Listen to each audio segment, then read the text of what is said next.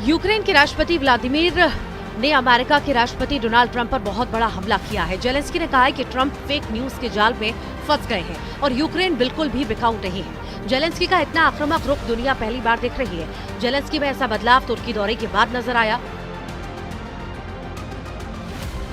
Erdogan के हाथ में छाता और इस छाते के नीचे जेलेंस्की। इस तस्वीर में जेलेंस्की की बगावत छुपी है। इस तस्वीर में जेलेंस्की की जिद छुपी है। इस तस्वीर में जेलेंस्की की नई जंग छुपी है। तुर्की बहुत बड़ा मैसेज दे रहा है, रूस को भी, अमेरिका को भी और अरब वर्ल्ड के मुखिया सऊदी अरब को भी। जेलेंस्की और एर्दोआन की छाते वाली इस तस्वीर ने मॉस्को से लेकर कीव और रियाद से लेकर वाशिंगटन डीसी तक तहलका मचा दिया।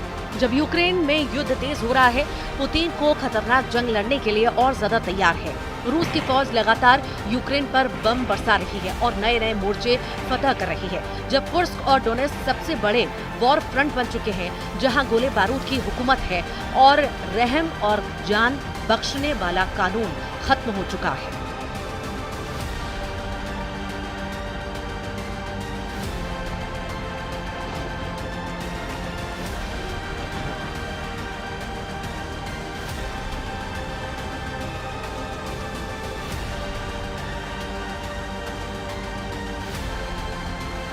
तब यूक्रेन को बचाने के लिए नेटो की सेनाएं यूरोप का मोर्चा मजबूत कर रही हैं, क्योंकि फ्रांस, ब्रिटेन और जर्मनी को इस बात का पता चल गया है कि पुतिन अब नेटो का धुआं धुआं करने को तैयार है। पुतिन ने अपनी डिक्शनरी से सीज फायर वाला शब्द मिटा दिया है और अब पुतिन ने यूक्रेन को पूरी तरह से रौंदने के बाद यूरोप की तरफ आंख गड़ा ली है। अब जेलेंस्की और एर्दोआन की मुलाकात तुर्की में हो रही थी, तब युद्ध कैसा चल रहा था उसके वीडियो डोनाल्ड ट्रंप की गलतफहमी दूर कर सकते हैं। इसी दौरान रूस ने दक्षिण पश्चिमी यूक्रेन के ओदेसा में मिसाइल अटैक किया। वहीं जेलेंस्की का काउंटर अटैक रूस के समारा में सिजरान रिफाइनरी पर हुआ, जहां यूक्रेन ने ड्रोन से खतरनाक हमले को अंजाम दिया। यानी जेलेंस्की तुर्की को तुर्की से बड़ा हौसला मिला है और यूक्रेन का युद्ध रोकने का नाम नहीं लेगा। इस बात की गारंटी जेलेंस्की से भी मिल रही है और पुतिन तो पहले ही बहुत ज्यादा हमलावर है।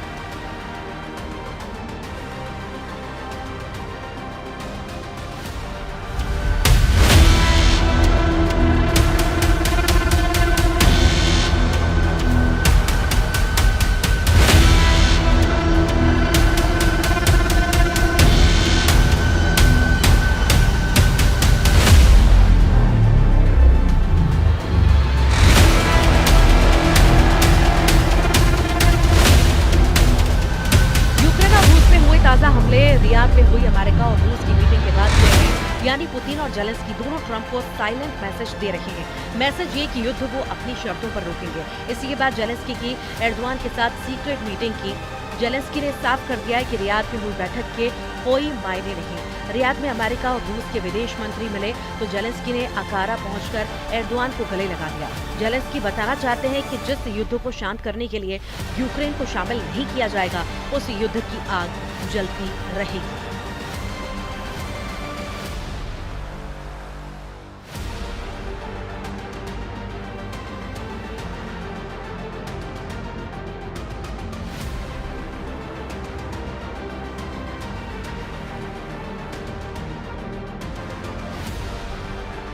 अब एर्दोआन और जेलेंस्की की मीटिंग हुई तो उसमें जेलेंस्की ने पूरा दर्द सामने रखा। जेलेंस्की ने बताया कि कैसे रूस की सेना ने पूरे डॉनबास को जकड़ लिया और कैसे कुर्स्क में उनकी सेना पुतिन और उनके दोस्त किम जोंग उन की सेना से बहुत ही खतरनाक युद्ध लड़ रही है।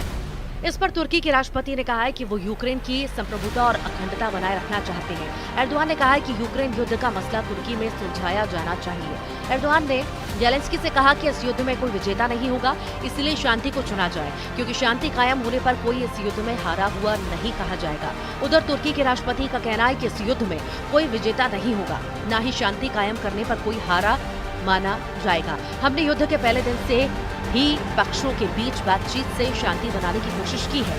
यूक्रेन से आने वाली तस्वीरों ने सिर्फ युद्ध को लेकर बहुत बड़ी चिंता तुर्की ही नहीं बल्कि लंदन और पेरिस तक फैला दी है। पुतिन की सेना ने जिस तरह से यूक्रेन में तबाही मचाई, उसके बाद जेलेंस्की के सामने सरेंडर के अलावा कोई रास्ता नहीं, क्योंकि अब तो ट्रंप भी अपनी शर्तों पर युद्ध विराम कराना चाहते हैं। अब ये बात जेलेंस्की को पसंद नहीं आ रही। एर्दोआन से मिलने से पहले व्लादिमीर तुर्की की राजधानी अंकारा में उस जगह गए जो तुर्की के लिए काफी मायने रखती है। ये तुर्की के पहले राष्ट्रपति मुस्तफा कमाल अतातुर्क की कब्र है। तुर्की में जेलेंस्की बहुत बड़ा दर्द लेकर पहुंचे। दर्द इस बात का कि जिस बैठक में यूक्रेन पर फैसला होना है वहां उनको शामिल नहीं किया गया। ये बात एर्दोआन को भी पसंद नहीं आई और वो चाहते हैं कि यूक्रेन का फैसला तुर्की में उनकी टेबल पर हो।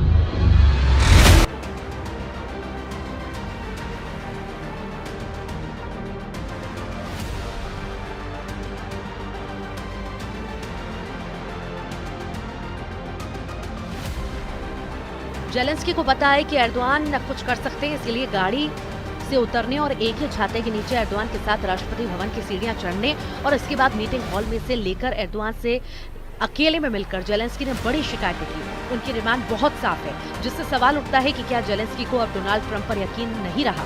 जेलेंस्की चाहते हैं कि शांति वार्ता में यूरोपीय संघ को शामिल किया जाए, तुर्की को शामिल किया जाए और ब्रिटेन भी हो, यानी रियाद में अमेरिका और रूस की बैठक को जेलेंस्की ने पूरी तरह खारिज कर दिया है।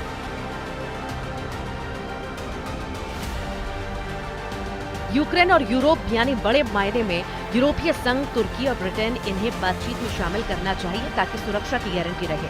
ये अमेरिका के साथ मिलकर दुनिया के इस हिस्से पर असर रखते हैं।